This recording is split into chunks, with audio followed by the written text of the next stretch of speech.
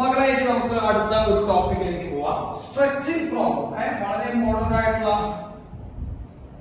സെക്ഷനൊക്കെയാണ് നമ്മൾ പറയാൻ പോകുന്നത്. സ്ട്രെച്ചിങ് പ്രോബ്ലം അങ്ങനെ ഒരു രീതിയിൽ ടൈപ്പ് ഓഫ് ക്വസ്റ്റ്യൻസ് നമ്മൾ സാധാരണ ചോദിച്ച് കാണാറുണ്ട്. സ്ട്രെച്ചിങ് പ്രോബ്ലം അതായത് ഇങ്ങനെയാണ് പറയാം. ഒരു വയറുണ്ട്. ആ വയറിന് ഇനീഷ്യലായിട്ട് ഇത്ര റെസിസ്റ്റൻസ് ഉണ്ട്. ഓക്കെ, ആ വയറിനെ നമ്മൾ സ്ട്രെച്ച് ചെയ്ത് പറയുമ്പോൾ വലിച്ചു നീട്ടി. വലിച്ചു നീട്ടിയിട്ട് അതിന്റെ ലെങ്ത് ഇരട്ടിയാക്കി, അല്ലെങ്കിൽ ലെങ്ത് 3 ഇരട്ടിയാക്കി. അങ്ങനെ പല രീതിയിൽ ചോദിക്കാം. അല്ലെങ്കിൽ ലെങ്ത് ഇത്ര ശതമാനം കൂട്ടി, 30% കൂട്ടി, 40% കൂട്ടി. അപ്പോ എങ്ങനെ സ്ട്രെച്ച് ചെയ്ത് ലെങ്ത് ഇരട്ടിയാക്കി ഇതിന് ശേഷം ലെങ്ത് ഇരട്ടിയാക്കുകയോ ലെങ്ത് കൂട്ടിയതിന് ശേഷം ആ കണ്ടക്ടറിന്റെ റെസിസ്റ്റൻസിന് എന്ത് സംഭവിക്കും എന്നുള്ള ചോദ്യം വരും. ആ കണ്ടക്ടറിന്റെ റെസിസ്റ്റൻസിന് എന്ത് സംഭവിച്ചു എന്നുള്ള ചോദ്യം വരും. അതാണ് സ്ട്രെച്ചിങ് പ്രോബ്ലം. അപ്പൊ സ്ട്രെച്ച് ചെയ്യാന്നുള്ള വാക്ക് ഉണ്ടെങ്കിൽ നിങ്ങൾ ശ്രദ്ധിക്കണം. അപ്പൊ വലിച്ചു നീട്ടുക, ലെങ്ത് ഇത്ര കൂട്ടി, അപ്പൊ റെസിസ്റ്റൻസ് സംഭവിക്കും. അതേപോലെ തന്നെ അത് നമ്മുടെ കാസ്റ്റിംഗ് പ്രോബ്ലം, അതായത് ഒരു വയർ ഉരുക്കി വേറൊരു വയറുണ്ടാക്കി. ഓക്കെ, അപ്പൊ അങ്ങനെയുള്ള രീതിയിലൊക്കെ അപ്പൊ കാസ്റ്റിംഗ് നടത്തിയിട്ട് മെൽറ്റ് ചെയ്തിട്ട് വേറൊരു വയറുണ്ടാക്കിയാലും ഇതേ സംഭവം തന്നെ നമ്മൾ ഫോളോ ചെയ്യണം. അപ്പോ സ്ട്രെച്ചിങ് പ്രോബ്ലം ആയാലും കാസ്റ്റിംഗ് പ്രോബ്ലം ആയാലും സെയിം തന്നെയാണ്. ഉരുക്കി വേറൊരു പുതിയ വയറുണ്ടാക്കി, അല്ലെങ്കിൽ വലിച്ചു നീട്ടി വേറെ ലെങ്ത് മാറ്റി എന്നൊക്കെ പറഞ്ഞാൽ അങ്ങനെയുള്ള ഒരു ടൈപ്പുമാണ് നമ്മൾ എന്ത് ചെയ്യണം. അപ്പൊ അതിനുള്ള ഒരു സംഭവമാണ് നമ്മൾ എന്ത് ചെയ്യാൻ പറയാൻ പോണേ. ശ്രദ്ധിച്ച് നമുക്ക് എല്ലാവർക്കും അറിയാം, സ്ട്രെച്ച് ചെയ്താലും കാസ്റ്റ് ചെയ്താലും ഉരുക്കിയാലും ഏറ്റവും പ്രധാനമായിട്ട് നമുക്ക് ഉണ്ടാകുന്ന ഒരു പ്രോപ്പർട്ടി അല്ലെങ്കിൽ ഒരു കാര്യം മനസ്സിലാക്കുന്ന ഒരു കാര്യം എന്ന് പറയുന്നത് വോള്യം മാറില്ല എന്നാണ്. അപ്പോ നമ്മൾ വലിച്ചു നീട്ടിയതിന്റെ പേരിലോ സ്ട്രെച്ച് ചെയ്തതിന്റെ പേരിലോ മക്കൾ എന്ത് സംഭവിക്കില്ല, മക്കളെ വോള്യത്തിന് മാറ്റം ഉണ്ടാവില്ല. സോ വോള്യം എപ്പോഴും എന്തായിരിക്കും മക്കളെ? കോൺസ്റ്റന്റ് ആയിരിക്കും. അതാണ് നമ്മൾ ആദ്യം ശ്രദ്ധിക്കുന്നത്. വോള്യം എപ്പോഴും കോൺസ്റ്റന്റ് ആയിരിക്കും. മക്കളെ നമുക്ക് എല്ലാവർക്കും അറിയാം, റെസിസ്റ്റൻസിന്റെ ഇക്വേഷൻ നമ്മൾ എഴുതാം. മക്കളെ resistance is equal to rho into L by A. Rho into L by A. ശ്രദ്ധിക്കുക, rho into L by A. നമ്മള് ഈ മുകളിലും താഴെ നമ്മൾ ലെങ്ത് കൊണ്ട് മൾട്ടിപ്ലൈ ചെയ്യും. ന്യൂമറേറ്ററും ഡിനോമിനേറ്ററും നമ്മൾ എന്ത് ചെയ്യാം? ലെങ്ത് കൊണ്ട് മൾട്ടിപ്ലൈ ചെയ്യാം. മക്കളെ ലെങ്ത് കൊണ്ട് മൾട്ടിപ്ലൈ ചെയ്ത് കഴിഞ്ഞാൽ വാല്യൂ എന്തുണ്ടാവില്ല, മാറ്റം ഉണ്ടാകില്ല നമുക്ക് എല്ലാവർക്കും അറിയാം. അപ്പൊ resistance is equal to rho into മക്കളെ എൽ ഇൻറ്റു എൽ എന്ന് വരും മക്കളെ എൽ സ്ക്വയർ അല്ലെ. Rho into L square divide by A into L. അവിടെ നിങ്ങൾക്ക് കാണാൻ പറ്റുന്നത് A into L. Area into length എന്ന് പറയുന്നത് മക്കളെ volume. Okay, area into length എന്ന് പറയുന്നത് തന്നെ എന്താണ് മക്കളെ? വോള്യമാണ്. അപ്പോ resistance equal rho L square by എന്ത് കിട്ടി മക്കളെ? വോള്യത്തിന്. അത് സ്ട്രെച്ചിങ് പ്രോബ്ലം ആയാലും കാസ്റ്റിംഗ് പ്രോബ്ലം ആയാലും വോള്യം എന്താണ്? കോൺസ്റ്റന്റ് ആണ്. അപ്പൊ വോള്യത്തിനെ ഡിപ്പെൻഡ് ചെയ്യുന്നില്ല, കാരണം വോള്യം മാറില്ല, വോള്യം കോൺസ്റ്റന്റ് ആണ്. അപ്പൊ വോള്യം മാറുന്നില്ല. റെസിസ്റ്റിവിറ്റി പിന്നെ പണ്ടേ കോൺസ്റ്റന്റ് ആണ്, മെറ്റീരിയൽ പ്രോപ്പർട്ടി ആണ്. അപ്പൊ മെറ്റീരിയൽ മാറുന്നതനുസരിച്ച് അത് മാറുന്നില്ല. അപ്പൊ വലിച്ചു കിട്ടിയതിന്റെ പേരില് റെസിസ്റ്റിവിറ്റിയിലൊന്നും മാറ്റുന്നില്ല. അപ്പൊ നമുക്ക് പറയാൻ പറ്റുന്നത് നമ്മുടെ റെസിസ്റ്റൻസ് ഈസ് പ്രൊപ്പോർഷണൽ ടു ലെങ്ത്തിന്റെ square. Resistance is proportional to length square. അപ്പോ ലെങ്ത് ഇരട്ടിയാക്കിയ വളരെയധികം ശ്രദ്ധിക്കണം നമ്മളെ. ലെങ്ത് ഇരട്ടിയാക്കി കഴിഞ്ഞാൽ റെസിസ്റ്റൻസ് അതിന്റെ സ്ക്വയർ ആയിട്ടാണ് മാറും. അപ്പൊ ലെങ്ത് ഇരട്ടി എന്ന് പറയുമ്പോൾ 2 ടൈംസ്. അപ്പൊ ലെങ്ത് 2 ടൈംസ് ആക്കി കഴിഞ്ഞാൽ റെസിസ്റ്റൻസ് 2 സ്ക്വയർ എന്ന് പറയുമ്പോൾ 4 ടൈംസ് ആവും. ഓക്കെ, വളരെ സിമ്പിൾ ആണ്. ലെങ്ത് 3 ഇരട്ടിയാക്കി കഴിഞ്ഞാൽ റെസിസ്റ്റൻസ് 9 ഇരട്ടിയാവും. എങ്ങനെ 9 ഇരട്ടിയായി? 3 സ്ക്വയർ. ലെങ്ത് 4 ഇരട്ടിയാക്കി കഴിഞ്ഞാൽ റെസിസ്റ്റൻസ് 16 ഇരട്ടിയായിട്ട് വർദ്ധിക്കും. കാരണം എങ്ങനെ കിട്ടിയ 4 സ്ക്വയർ? കാരണം resistance is proportional to length square. ഞാൻ പറഞ്ഞത് മനസ്സിലായെന്ന് വിചാരിക്കും. അപ്പൊ ലെങ്ത് 2 ഇരട്ടിയാണെങ്കിൽ 4 ആവും, റെസിസ്റ്റൻസ് 4 ഇരട്ടിയാവും. ലെങ്ത് 5 ഇരട്ടിയായി കഴിഞ്ഞാൽ റെസിസ്റ്റൻസ് മക്കളെ 25 ഇരട്ടിയാവും. കാരണം ലെങ്ത്തിന്റെ സ്ക്വയർ ആണ് പ്രൊപ്പോർഷൻ. ഓക്കെ, അപ്പോ അങ്ങനെയുള്ള ഒരു ക്വസ്റ്റ്യൻ വരുമ്പോൾ നിങ്ങൾ ശ്രദ്ധിക്കണം. അതായത് ഇപ്പൊ ഞാൻ ഉദാഹരണം പറയുകയാണെങ്കിൽ ഒരു വയറിന് 10 ഓം റെസിസ്റ്റൻസ് ഉണ്ട്. ഒരു വയറിന് 10 ഓം റെസിസ്റ്റൻസ് ഉണ്ട്. അതിന്റെ ലെങ്ത് ഇരട്ടിയാക്കി സ്ട്രെച്ച് ചെയ്തിട്ട് മക്കളെ സ്ട്രെച്ച് ചെയ്ത് ലെങ്ത് ഇരട്ടിയായി കഴിഞ്ഞാൽ റെസിസ്റ്റൻസ് 4 ഇരട്ടിയാവും നമ്മൾ പഠിച്ചാണ് അല്ലെ. അപ്പൊ റെസിസ്റ്റൻസ് 4 ഇരട്ടിയാവും. അപ്പോ ഓൾറെഡി 10 ഉണ്ട്, 4 ഇരട്ടിയാവും വരും മക്കളെ. 4 × 10 40. വളരെ സിമ്പിൾ ആയിട്ട് നമുക്ക് എന്ത് ചെയ്യാൻ പറ്റും? മനസ്സിന് കാൽക്കുലേറ്റ് നമുക്ക് എന്ത് ചെയ്യാൻ പറ്റും? കണ്ടുപിടിക്കാൻ പറ്റും. ഇത് തന്നെയാണ് ഇനി അടുത്ത് നമുക്ക് വേണമെങ്കിൽ പറയാം മക്കളെ. Resistance is equal to rho L by A. Resistance equal to rho L by A. നമ്മൾ 7 കൊണ്ട് മൾട്ടിപ്ലൈ ചെയ്യാം. മുകളിൽ താഴെ 7 കൊണ്ട് മൾട്ടിപ്ലൈ ചെയ്ത വാല്യൂ മാറും ഇല്ല നമുക്ക് എല്ലാവർക്കും അറിയാം. അപ്പൊ resistance equal to rho into മക്കളെ length into area. Length into area എന്ന് പറയുമ്പോൾ നമ്മുടെ വോളിയം ആണ് ബൈ എ സ്ക്വയർ. അപ്പൊ നമ്മൾ നോക്കുമ്പോ റെസിസ്റ്റിവിറ്റി കോൺസ്റ്റന്റ് ആണ്, വോളിയവും കോൺസ്റ്റന്റ് ആണ്. സോ റെസിസ്റ്റൻസ് ഡിപെൻഡ് ചെയ്യുന്ന ഒരു ഫാക്ടർ ഏരിയയുടെ സ്ക്വയറിന് ഇൻവേഴ്സ്ലി പ്രൊപ്പോർഷണൽ. അപ്പൊ അത് ശ്രദ്ധിക്കണം, ഏരിയയുടെ സ്ക്വയറിനാണ് ഇൻവേഴ്സ്ലി പ്രൊപ്പോർഷണൽ. അപ്പൊ ഏരിയ ഡബിൾ ചെയ്താണ് മക്കളെ. ഏരിയ ഡബിൾ ചെയ്ത് കഴിഞ്ഞാൽ അവിടെ സ്ക്വയർ ഉണ്ട്. ഏരിയ ഡബിൾ ചെയ്ത് കഴിഞ്ഞാൽ അപ്പൊ ഏരിയ കൂട്ടി കഴിഞ്ഞാൽ റെസിസ്റ്റൻസ് കുറയാ ചെയ്യുക, കാരണം ഇൻവേഴ്സ്ലി പ്രൊപ്പോർഷണൽ. ശ്രദ്ധിക്കണേ, അപ്പൊ ഏരിയ നമ്മൾ ഡബിൾ ചെയ്ത് കഴിഞ്ഞാൽ എന്ത് സംഭവിക്കും മക്കളെ? റെസിസ്റ്റൻസ് 1/4 ആയിട്ട് പറയും. 1/4. അങ്ങനെ 4 കിട്ടിയേ ഡബിളിന്റെ സ്ക്വയർ ഉണ്ട്, ഡബിളിന്റെ സ്ക്വയർ. ഇനി എന്തോടെ 1/4 ആയേ? ഇവിടെ ഇൻവേഴ്സ്ലി പ്രൊപ്പോർഷണൽ. അപ്പൊ ഏരിയ 3 ഇരട്ടി ആയി കഴിഞ്ഞാൽ റെസിസ്റ്റൻസ് 1/9. ഏരിയ 4 ഇരട്ടി ആയി കഴിഞ്ഞാൽ റെസിസ്റ്റൻസ് 1/16.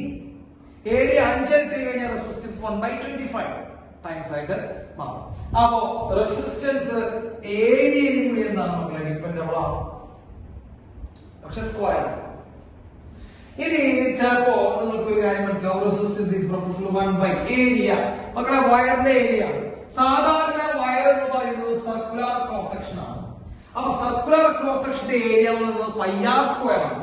അപ്പൊ ഏരിയയുടെ സ്ക്വയർ എന്ന് പറയുമ്പോൾ നമുക്ക് എന്ത് ചെയ്യണം? πr സ്ക്വയർ ഹോൾ സ്ക്വയർ എന്ന് പറയുമ്പോൾ resistance is inversely proportional to 4th power of radius. അപ്പൊ സ്ട്രെച്ചിങ് പ്രോബ്ലത്തില് resistance is proportional to n square, അല്ലെങ്കിൽ resistance is proportional to 1/a square, അല്ലെങ്കിൽ resistance is proportional to 1/r⁴.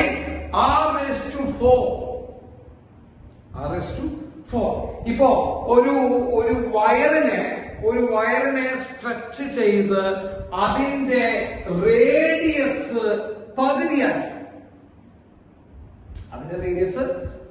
മക്കളെ ശ്രദ്ധിക്കണം, radius ആണ് പറഞ്ഞാൽ റേഡിയസ് പകുതിയാക്കുമ്പോ നമുക്കറിയാം റെസിസ്റ്റൻസ് കൂടുക ചെയ്യാം.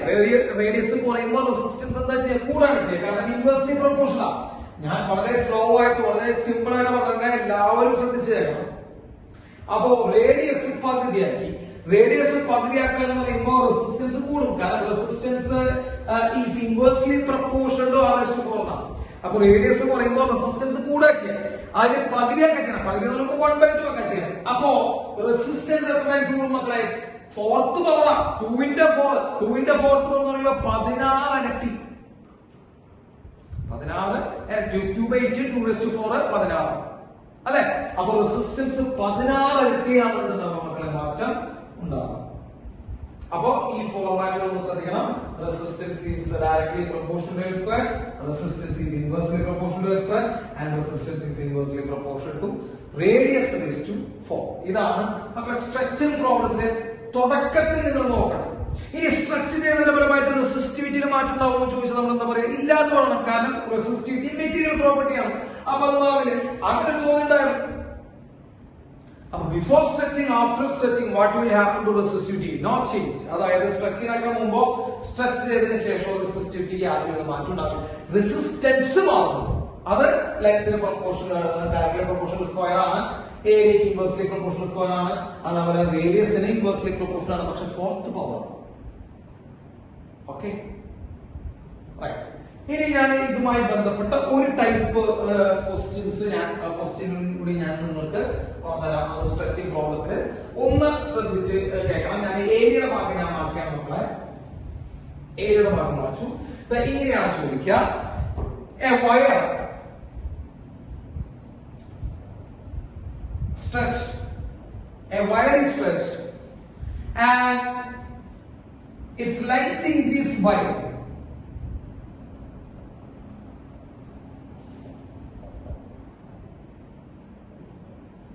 40%.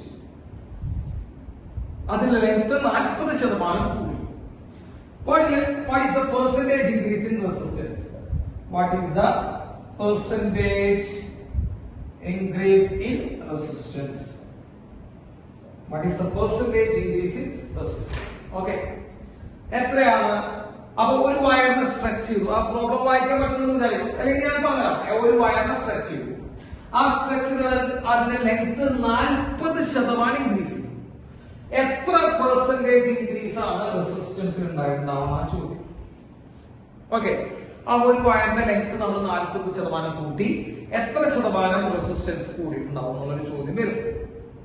മക്കൾ എല്ലാവരും ശ്രദ്ധിക്കണം, 40% നമ്മൾ കൂട്ടിയത് അല്ലെ, നമ്മള് 40% നമ്മൾ കൂട്ടാൻ പോണേ. അപ്പൊ എല്ലാവരും ശ്രദ്ധിക്കാം, ഓൾറെഡി അവിടെ 100% ഉണ്ട് അല്ലെ. ഓൾറെഡി എന്തുണ്ടെങ്കിലും നമ്മൾ വിളിക്കാൻ 100% വിളിക്കാം അല്ലെ. അതെ, അപ്പൊ ഓൾറെഡി ഒരു ലെങ്ത് ഉണ്ട്, അതിനെ നമ്മൾ 100% വിളിക്കാം.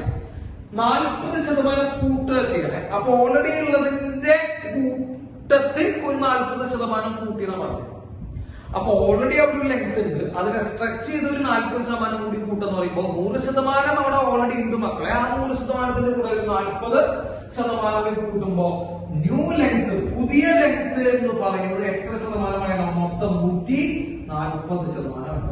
വളരെ സിമ്പിൾ ആണ് ലോജിക്, വളരെ സിമ്പിൾ ആണ് അല്ലെ. ഇപ്പൊ നമ്മൾ തുണിക്കടയിലൊക്കെ ഉണ്ടാവും, ഇത്ര ശതമാനം വില കുറവിന് കൊടുക്കുന്നു എന്ന് പറയുമ്പോൾ ഓൾറെഡി ഇത്ര രൂപയുണ്ട്, 100% വിലയുണ്ട്. 50% കുറവിന് കൊടുക്കുന്ന പറയുമ്പോൾ എന്താ മക്കൾ? അതിന്റെ പകുതി വിലയ്ക്ക് കൊടുക്കുന്നത്.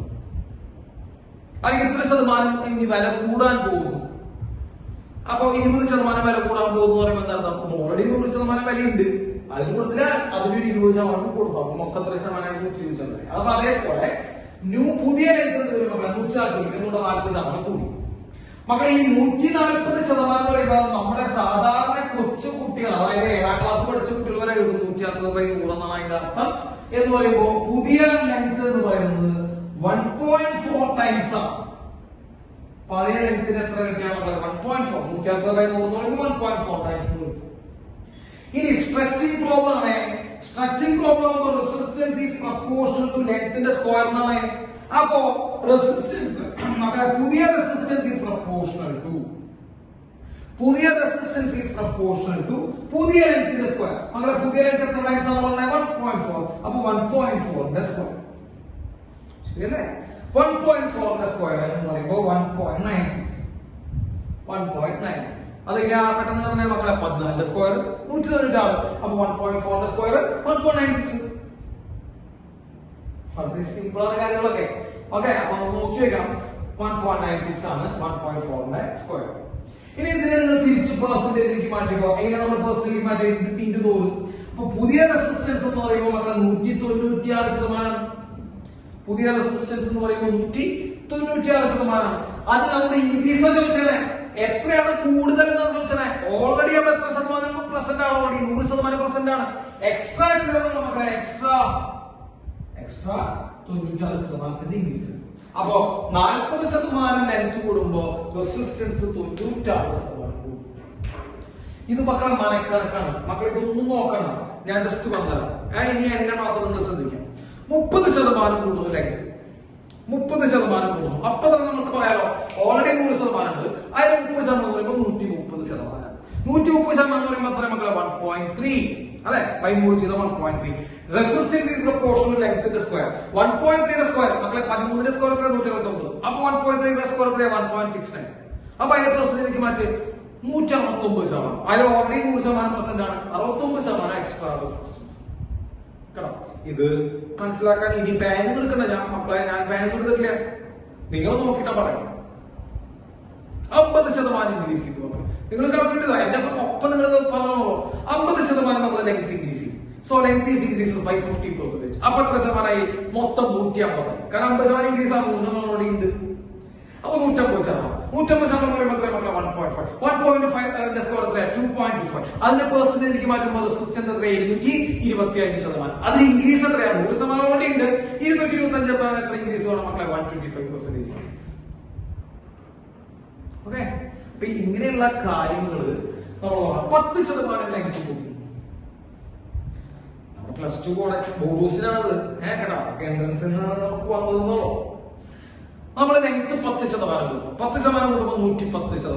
1.1 1.1 സ്ക്വയർ 1.21 അപ്പൊ 121%. എക്സ്ട്രാ എത്ര മക്കളെ 21%. ഓക്കെ, അപ്പൊ അങ്ങനെയുള്ള സിമ്പിൾ ആയിട്ടുള്ള ക്വസ്റ്റ്യൻസ് നിങ്ങളോട് എന്ത് ചെയ്യാൻ മക്കളെ ചോദിക്കാം. അപ്പൊ ലെങ്ത്തിന്റെ ക്വസ്റ്റ്യൻ ഇനി ഞാനൊരു ചെറിയൊരു കാര്യം പറഞ്ഞുതരാം. 5% increase in length, 5% increase in length. അപ്പൊ 5% നിങ്ങൾക്ക് പറയുമ്പോൾ നിങ്ങൾ ഇവിടെ 105% ഒക്കെ എഴുതി അല്ലെ, 5% കൂടാന്ന് പറഞ്ഞേ. അപ്പൊ 100 ഉണ്ട്, 5% 105% എഴുതി. 1.05 സ്ക്വയർ ഒക്കെ ചെയ്ത് നിങ്ങൾ എന്ത് ചെയ്യണം, കഷ്ടപ്പെടേണ്ട ആവശ്യം ഇല്ല. നമുക്കറിയാം resistance is proportion to L square എന്നാണ്. Resistance is proportion to L square. നമ്മൾ ഈ +1 മക്കളെ യൂണിറ്റ്സ് ആൻഡ് മെഷർമെന്റ് എന്നുള്ള ചാപ്റ്ററിൽ എറർ എന്ന് പറഞ്ഞ ഭാഗം പഠിച്ചപ്പോ ഇതിന്റെ relative error equal to delta by ഓർബിറ്റാവും. നിങ്ങൾ എഴുതിയിട്ടുണ്ടെങ്കിൽ നിങ്ങൾ ഈ ഓർബിറ്റാവും അല്ലെങ്കിൽ നമ്മൾ ഓടിച്ചു വെക്കാം, കുറച്ച് പഠിക്കാം. Delta by relative error is equal to 2 into delta L by L. അതുകൊണ്ട് 2 എന്ന പവർ ഡിവിഷൻ ചെയ്യണം. ഓർമ്മയുണ്ടോ നമ്മൾ ഇതിന്റെ സാധനം ചെയ്തത് യൂണിറ്റ്സ് ആൻഡ് മെഷർമെന്റിൽ? അപ്പൊ delta by relative error equal to power എന്താണെന്ന് പറഞ്ഞാൽ ആ പവർ ഡിവിഷൻ ചെയ്യണം. 2 into delta L by L. അപ്പൊ ഇവിടെ 100 ചെയ്ത് കഴിഞ്ഞാൽ delta by R into 100 equal to 2 into delta L by L into 100. മക്കളെ ഇതാണ് പെർസെന്റേജ്, ഇതാണ് പെർസെന്റേജ് ചേഞ്ച്. ആ പെർസെന്റേജ് ചേഞ്ച് എത്രയാണ് മക്കളെ? പെർസെന്റേജ് ചേഞ്ച് ഈക്വൽ ടു മക്കളെ ഇതാണ് ലെങ്ത്തിന്റെ percentage change, delta L by L into 100 percentage change in length. അപ്പൊ 2 into percentage change in length വരും. അതായത് ലെങ്ത്തിന് എത്ര ശതമാനം മാറി ഇൻറ്റു 2 ചെയ്താൽ നമുക്ക് റെസിസ്റ്റൻസിലെ മാറ്റം കിട്ടും. അപ്പൊ നമ്മളോട് ലെങ്ത് 5% കൂടി എന്ന് പറഞ്ഞാൽ നമുക്ക് കണ്ണും കൂട്ടി എഴുതാം. 2 into 5 10% വരിക മക്കളെ റെസിസ്റ്റൻസ് ഇൻക്രീസ് ഉണ്ടാവും. ലെങ്ത് 3% കൂടി 6% ഇൻക്രീസ് ഉണ്ടാവും. ലെങ്ത് 2% കൂടി 4% ഇൻക്രീസ് ഉണ്ടാവും റെസിസ്റ്റൻസ്. ലെങ്ത് 1% കൂടി 2% ഉണ്ടാവും ലെങ്ത് റെസിസ്റ്റൻസിലെ മാറ്റം. അപ്പൊ 10ൽ താഴെ ഞാൻ പറഞ്ഞ ശ്രദ്ധിക്കുക, എല്ലാത്തോടും 2 ചെയ്യുന്നില്ല. ഇവിടെ 2 into 40 80 കിട്ടാം. പക്ഷെ നിങ്ങൾക്ക് ശരിക്കുള്ള ആൻസർ 90 ഞാൻ പറഞ്ഞ ശ്രദ്ധിക്കുക, 10% താഴെയാണ് വാല്യൂകൾ. 10% താഴെയാണ് വാല്യൂകളെങ്കിൽ പെർസെന്റേജ് ഇൻക്രീസ് എങ്കിൽ 5, 4, 3 ഒക്കെ ചോദിക്കുകയാണെങ്കിൽ നമ്മൾ വെറുതെ ഇൻറ്റു 2 ചെയ്യാം. 10ൽ കൂടുതലാണെങ്കിൽ നമ്മളെ ഈ ഫോർമാറ്റിൽ കൊണ്ടുവരും. ഓക്കെ, 40% 2 into 40 80 എഴുതിയിരിക്കുന്നത് കറക്റ്റ് ആൻസർ നമ്മൾ കണ്ടെത്തി കഴിഞ്ഞാൽ 30% ആണെങ്കിൽ 2 into 3 30 60% എഴുതിയിരിക്കുന്നത് 69% നമ്മൾ നേരത്തെ പറഞ്ഞതോ. അപ്പോ 10ൽ താഴെയാണ് ഇൻക്രീസ് ലെങ്ത് വരണമെങ്കിൽ നമുക്ക് എന്ത് ചെയ്യാം മക്കളെ 2 into ചെയ്താൽ മതി. അല്ലെങ്കിൽ 10ൽ കൂടുതലാണെങ്കിൽ നമ്മൾ ഈ മെത്തേഡിൽ നമ്മൾ ചെയ്യുന്നത്. ഇതാണ് സ്ട്രെച്ചിങ് പ്രോബ്ലത്തിന്റെ മെയിൻ ആയിട്ടുള്ള ഭാഗം. ഇനി ഞാൻ ഒരു കാര്യം കൂടി ഞാൻ പറഞ്ഞുതരാം. ഓക്കെ, ഈ കാര്യങ്ങളൊക്കെ വൃത്തിയായി പഠിച്ചു കഴിഞ്ഞാൽ ഇതിൽ നിന്നാണ് ക്വസ്റ്റ്യൻസ് ഉണ്ടാവാം. എന്നിട്ട് കുറെ ക്വസ്റ്റ്യൻസ് നിങ്ങൾ ചെയ്തു നോക്കുക. എന്തെങ്കിലും ക്വസ്റ്റ്യൻസിൽ നിങ്ങൾക്ക് കിട്ടാതിരിക്കുകയോ ഡൗട്ട് വരികയോ ചെയ്ത് കഴിഞ്ഞാൽ ഞങ്ങൾക്ക് ഫോർവേഡ് ചെയ്യാൻ ഞങ്ങൾ അത് അടുത്ത വീഡിയോയിൽ ആ ക്വസ്റ്റ്യൻ ഉൾപ്പെടുത്താം. ഓക്കെ, നമ്മൾ ക്വസ്റ്റ്യൻ ചോദിക്കുക, സംശയങ്ങൾ ചോദിക്കുക, എന്തും ചോദിക്കാം. നമ്മൾ അതിന് ആകെ ഒന്നും ചെയ്യുന്നില്ല. ഓക്കെ, പോട്ടെ. ഇനി ഒരു തവണ എനിക്ക് തോന്നുന്നു ഓൾ ഇന്ത്യ ട്രിപ്പിൾ, അതാണ് ഇപ്പൊ ജെയ് മെയിൻ ആയിട്ട് പറഞ്ഞത്. അപ്പൊ ഓൾ ഇന്ത്യ ട്രിപ്പിളിയുടെ ഒരു ക്വസ്റ്റ്യൻ ഞാൻ കാണാൻ ഇടയായിട്ടുണ്ട്. ഒരു ക്വസ്റ്റ്യൻ ഞാൻ കണ്ടത് ലെങ്ത്തുകളുടെ റേഷ്യോ L1:12. ഉദാഹരണം ഞാൻ പറഞ്ഞെങ്കിൽ L1:12 1:2 എന്നതാണ്. വെറുതെ കാണാം, ജസ്റ്റ് നമ്പർ ആ കറക്റ്റ് ക്വസ്റ്റ്യൻ അല്ല, ഞാൻ ജസ്റ്റ് നമ്പർ ആണ്. L1:12 1:2. അതേപോലെ മാസ് റേഷ്യോ M1:2 4:3. M1:2 4:3. അങ്ങനെ ശരിയാണെന്നല്ല, ഞാൻ ജസ്റ്റ് നമ്പർ എടുത്തതാണ് കേട്ടോ. അല്ലെങ്കിൽ വേണ്ട, ഞാൻ ആ നമ്പർ തൽക്കാലം എടുക്കുന്നില്ല. എനിക്ക് ആ നമ്പർ നിങ്ങൾ കൺഫ്യൂഷൻ ഉണ്ടാക്കണ്ട. ലെങ്ത്തുകളുടെ റേഷ്യോ തന്നിരിക്കുന്നു, അതുപോലെ മാസുകളുടെ റേഷ്യോ തന്നിരിക്കുന്നു. ഇനി find the ratio of resistance, അതാണ് ചോദ്യം. Find the ratio of resistance, റെസിസ്റ്റൻസിന്റെ റേഷ്യോ എന്നൊരു ചോദ്യം. മക്കളെ പെട്ടെന്ന് നമ്മൾ നോക്കുമ്പോൾ resistance equal to rho equal to R equal to rho L by A. അത് ലെങ്ത്തിന്റെ റേഷ്യോ നിങ്ങൾ നോക്കിയാണ് നമുക്ക് ഇവിടെ റെസിസ്റ്റൻസിന്റെ ഇക്വേഷൻ ലെങ്ത് ഉണ്ട്, അതുകൊണ്ട് ലെങ്ത്തിന്റെ റേഷ്യോ നമുക്ക് കുഴപ്പമില്ല. പക്ഷേ മാസിന്റെ റേഷ്യോ വന്നിട്ട് അവർ ആ പ്രോബ്ലത്തിൽ നമുക്കറിയാം ഇവിടെ മാസിന്റെ നമുക്ക് വേണ്ടതാണെങ്കിൽ ഏരിയ. അപ്പൊ ഏരിയയുടെ റേഷ്യോ ഒന്നുമില്ല, പകരം മാസിന്റെ റേഷ്യോ ആണ്. അപ്പൊ ഇങ്ങനെ ഒരു ക്വസ്റ്റ്യൻ വന്നപ്പോ പല കുട്ടികളും വന്ന് ആ ക്വസ്റ്റ്യൻ ചെയ്തില്ല, അവർ ആ ക്വസ്റ്റ്യൻ ചെയ്യാൻ പറ്റില്ല. അപ്പൊ നമ്മൾ എന്ത് ചെയ്യണമെന്ന് വെച്ച് കഴിഞ്ഞാൽ ഇതിനെ നമുക്ക് ലെങ്തിന്റെയും മാസിന്റെയും റേഷ്യോ ഒക്കെ നല്ല മക്കളെ ഈ ഇക്വേഷൻ നമ്മൾ ലെങ്തിന്റെയും മാസിലേക്ക് എന്ത് ചെയ്യാൻ പറ്റുമോ നോക്കണം, കൺവേർട്ട് ചെയ്യാൻ പറ്റുമോ നോക്കണം. അങ്ങനെ നോക്കുമ്പോ നമ്മൾ നോക്കൂ മക്കളെ, ഞാനിവിടെ ലെങ്ത് കൊണ്ട് മൾട്ടിപ്ലൈ ചെയ്യും. ശ്രദ്ധിക്കട്ടോ, മുകളിലതായി ന്യൂമറേറ്ററിന്റെ നോക്കിയിട്ട് ഞാൻ ലെങ്ത് കൊണ്ട് മൾട്ടിപ്ലൈ ചെയ്യും. അപ്പൊ റെസിസ്റ്റൻസ് ആയിരിക്കും rho L square by A into L. A into L എന്താ പറയാൻ പറ്റില്ല, വോളിയം. അപ്പൊ resistance rho L square by volume. നമുക്കറിയാം മക്കളെ ഡെൻസിറ്റി സിഗ്മ. ഞാൻ ഡെൻസിറ്റിനെ സിഗ്മ വെച്ച റെപ്രസെന്റ് ചെയ്യുന്നത്, സാധാരണ റോ വെച്ച റെപ്രസെന്റ് ചെയ്യുന്നത്, പക്ഷെ റോ ഓൾറെഡി റെസിസ്റ്റിവിറ്റിക്ക് പോയി കഴിഞ്ഞു. അപ്പൊ density sigma equal to mass by volume. അങ്ങനെ ഒരു പരിപാടി ഉണ്ട്, കേട്ടോ അല്ലെ? Density sigma equal to mass by volume. അതില് വോളിയം എടുക്കുമ്പോ നമുക്ക് ഇത് വരും മക്കളെ, volume equal to mass by sigma. കേട്ടോ, volume equal to mass by sigma. അത് നമുക്ക് ഇവിടെ സബ്സ്റ്റിറ്റ്യൂട്ട് ചെയ്യാൻ പറ്റും അല്ലെ? അപ്പൊ വോളിയത്തിന് പല മാസ് ബൈ സിഗ്മ സബ്സ്റ്റിറ്റ്യൂട്ട് ചെയ്താൽ നമുക്ക് റെസിസ്റ്റൻസിന്റെ പുതിയൊരു ഇക്വേഷൻ വരും. Resistance equal to rho L square by വോളിയത്തിന് പകരം നമുക്ക് എന്ത് എഴുതാം മക്കളെ, മാസ് ബൈ സിഗ്മ. ഈ സിഗ്മ ഇവിടെ കയറിക്കും, മുകളിലേക്ക് കയറും. അപ്പൊ resistance R equal to density sigma resistivity rho L square by M. Okay, L square by M. അപ്പോ ഒരേ മെറ്റീരിയൽ ആണെങ്കിൽ ഡെൻസിറ്റി റോയും സെയിം ആണ്. അപ്പൊ ഇവർക്ക് റോയില്ല. ഒരേ മെറ്റീരിയൽ ആണെങ്കിൽ ഡെൻസിറ്റി റോയും സെയിം ആണ്. ഇവിടെ ഒരേ മെറ്റീരിയൽ ആയിരുന്നു, അപ്പൊ ഡെൻസിറ്റി റോയും സെയിം ആണ്. അപ്പൊ അവർക്ക് റോയില്ല. അപ്പൊ റെസിസ്റ്റൻസ് ഡിപെൻഡ് ചെയ്യുന്ന ഒരേ ഒരു ഫാക്ടർ നമ്മളെ എൽ സ്ക്വയർ ബൈ എം.